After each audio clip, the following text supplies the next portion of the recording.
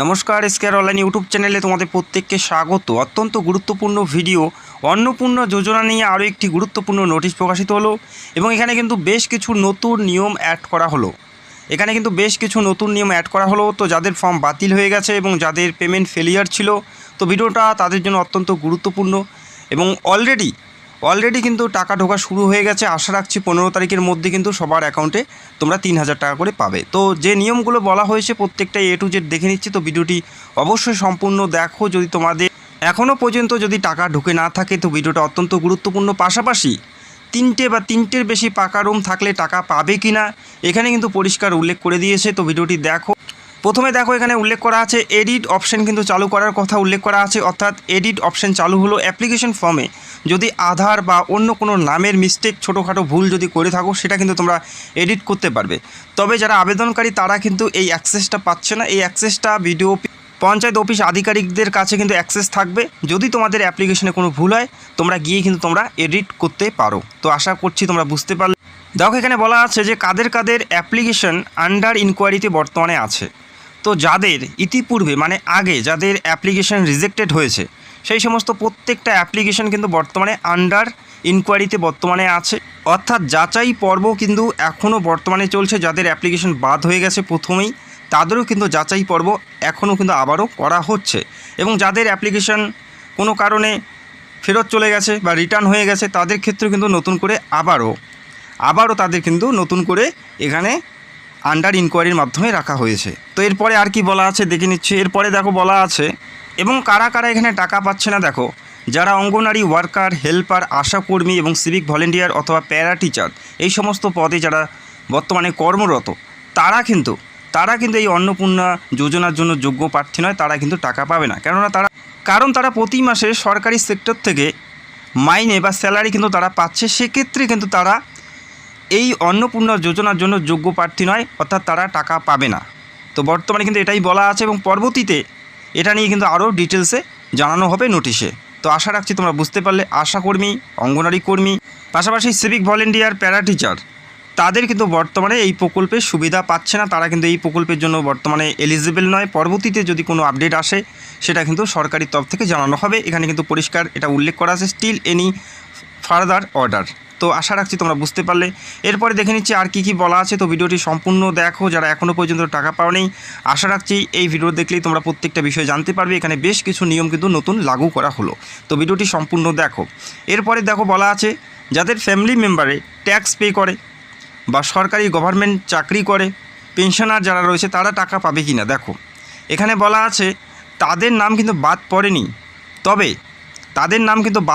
তবে এই প্রকল্পের জন্য যারা সত্যিকারের এই প্রকল্পের যোগ্য তাদেরই নাম কিন্তু প্রথমে থাকবে, অর্থাৎ তাদেরকে প্রথমে অগ্রাধিকার দেওয়া হচ্ছে এবং পরে কিন্তু তাদের দেখা হবে যাদের ফ্যামিলিতে চাকরিজীবী আছে বা ট্যাক্স পে করে তাদের কিন্তু পরবর্তীতে দেখা হবে।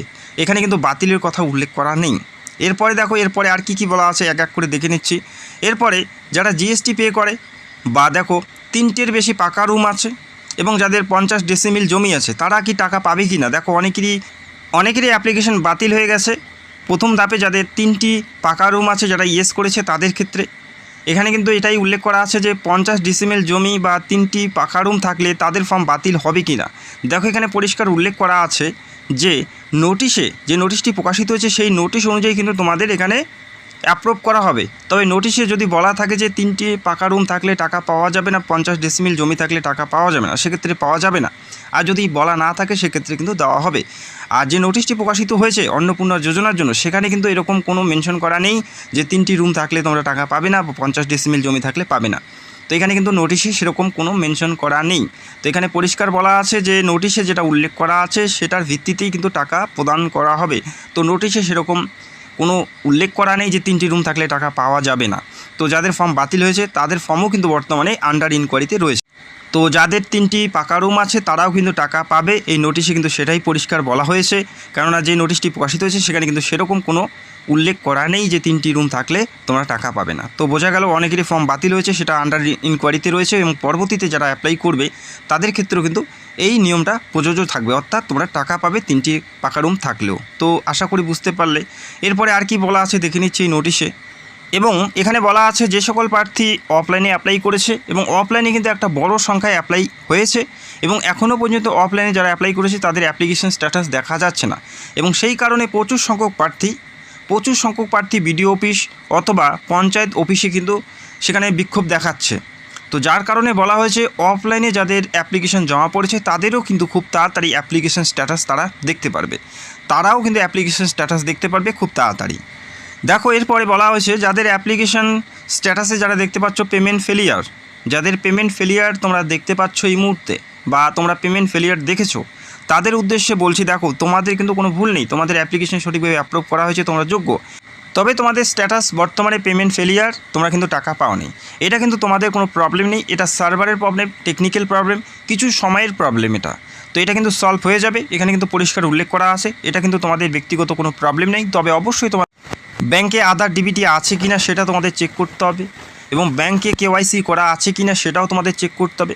তো তোমাদের ব্যাংকে কোনো সমস্যা আছে কিনা সেটা তোমরা দেখে নেবে এবং যে পেমেন্ট ফেলিয়ার বর্তমানে দেখাচ্ছে তাদের কিন্তু খুব তাড়াতাড়ি অ্যাকাউন্টে টাকা আসবে, এখানে কিন্তু পরিষ্কার উল্লেখ করা আছে। এবং এখানে বলা হয়েছে যে সমস্ত পেমেন্টগুলো আটকে আছে সার্ভারের প্রবলেমের কারণে, পেমেন্ট ফেলিয়ারের কারণে, সেই সমস্ত পেমেন্টগুলো খুব তাড়াতাড়ি যেন ব্যাংক সেটা কমপ্লিট করে দেয়। ব্যাংকের প্রবলেমগুলো যেন তারা যত তাড়াতাড়ি সম্ভব সলভ করে সেই যে ব্যালেন্স 3000 টাকা ক্রেডিট প্রত্যেকেরই অ্যাকাউন্টে করে দেয় যাদের পেমেন্টগুলো বর্তমানে আটকে আছে। তো যারা তোমরা স্ট্যাটাস দেখতে পেয়েছো পেমেন্ট ফেলিয়ার, টেনশন নেওয়ার কোনো কারণ নেই, সেটা কিন্তু তোমাদের ব্যক্তিগত প্রবলেম নয়। তবে তোমাদের যে ব্যক্তিগত ব্যাপারগুলো ডিবিটি থেকে শুরু করে কেওয়াইসি সেটা কিন্তু অবশ্যই তোমরা দেখে নেবে। তো আশা রাখছি তোমরা বুঝতে পারলে। এরপরে আর কি বলা আছে সেটাও দেখে নিচ্ছি এবং চ্যানেলে যারা নতুন দর্শক চ্যানেলটাকে অবশ্যই সাবস্ক্রাইব করে রাখবে। এবং বলা আছে 30/6/2026 আগেই যারা অ্যাপ্লাই করেছে, 30/6/2026 আগেই যারা অ্যাপ্লাই করেছে তাদের কিন্তু খুব তাড়াতাড়ি পেমেন্টগুলো করে দেওয়া হয় 10/7/2026 তারিখের মধ্যেই। তো এখনও যারা 30 তারিখে অ্যাপ্লাই করেছো টাকা পাওনি, তো খুব তাড়াতাড়ি তোমরা টাকা পেয়ে যাবে। যদি তাদের অ্যাপ্লিকেশন বর্তমানে আন্ডার ইনকোয়ারিতে থাকে সেটা কিন্তু তাদের সলভ করতে হবে, সেটা অ্যাপ্রুভ হবে কি না বা রিজেক্ট হবে কি না সেটা কিন্তু শো করতে হবে। এবং ইতিমধ্যে কিন্তু অনেকেরই অ্যাকাউন্টে ক্রেডিট করা হচ্ছে, যে সমস্ত অ্যাকাউন্টের ব্যালেন্সগুলো পেমেন্ট ফেলিয়ারের জন্য আটকে ছিল সেই ব্যালেন্সগুলো কিন্তু এক এক করে আসা শুরু হয়ে গেছে। এবং অনেকেরই ক্ষেত্রে দেখা যাচ্ছে যাদের আন্ডার ইনকোয়ারি ছিল সেই সমস্ত ইনকোয়ারি তুলে দিয়ে অ্যাপ্রুভ করে কিন্তু টাকাগুলো দেওয়া হচ্ছে যারা যোগ্য প্রার্থী। তো আশা রাখছি টেনশন করার কোনো কারণ নেই, খুব তাড়াতাড়ি কিন্তু তোমরা টাকা পাবে। তো যাদের পেমেন্ট ফেলিয়ারের জন্য আটকে ছিল টেনশন করার কারণ নেই, এখনও যদি তোমার ব্যালেন্স না আসে সেক্ষেত্রে কিন্তু তোমাদের একটু ওয়েট করতে হবে।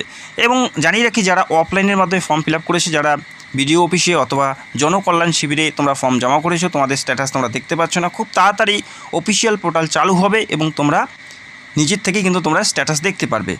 আর বর্তমানে এডিট অপশান চালু হয়েছে, যাদের ফর্মে মিস্টেক আছে তোমরা যদি জানো সেটা অবশ্যই তোমরা বিডিও অফিসে গিয়ে যোগাযোগ করো, সেখানে কিন্তু এডিট করার অ্যাক্সেস কিন্তু সেখানে দেওয়া হয়েছে, সেখান থেকেই তোমাদের এডিট করতে হবে। যারা আবেদনকারী তারা কিন্তু এডিট করতে পারবে না, তো বিডিও অফিস অথবা পঞ্চায়েত অফিসে যোগাযোগ করেই তোমাদের এডিট করতে হবে। তো যাদের অ্যাপ্লিকেশন বর্তমানে আন্ডার ইনকোয়ারিতে আছে খুব তাড়াতাড়ি তোমরা টাকা পাবে এবং যারা অফলাইনে করেছো স্ট্যাটাস দেখতে পাচ্ছ না তোমরাও কিন্তু খুব তাড়াতাড়ি টাকা পাবে। তো যদি কোনো প্রশ্ন থাকে কমেন্ট করো এবং চ্যানেলে নতুন হলে চ্যানেলটাকে সাবস্ক্রাইব করে রাখবে।